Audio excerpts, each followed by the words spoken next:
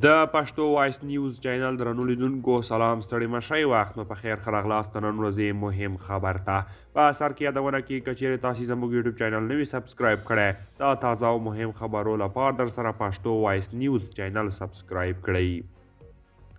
اشرف غني وایي نظام یوازې د خلکو د ارادې په اساس تل پاتې کیدی شي. د افغانستان پخوانی ولسمشر محمد اشرف غني وایي تاوتریخوالی او د عمل سختوالی په افغانستان کې ثبات نشي راوستلی او یوازې هغه نظام چې د خلکو د ارادې په اساس منځته راغلی وي تل پاتې کیدی شي. ښاغلي غني خپل پیغام کې ویلي چې افغانستان په تیرو 40 کلونو کې شاته پاتې شوی دی. د هغه په خبره د ژوند، دین، مال، ټولنې منطق او دلیل څخه ساتنه د اسلام له نظره د امنیت 15 اصول دي او که چیرې امنیت او خوندیتوب دغه اصولو په اساس رامنځته نشي د امنیت او خوندیتوب هر ډول ادعا به بې پایلې وي.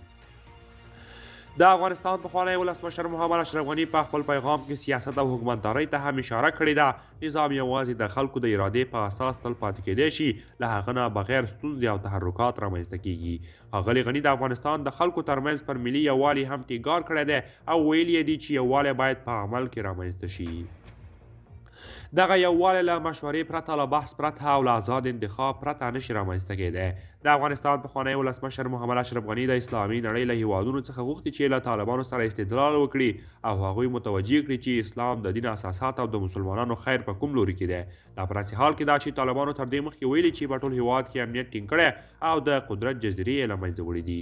قدرمنو دوستان، دا و زموږ د نن ورځې چمتو کلی خبر. تر بیا ښه وخت.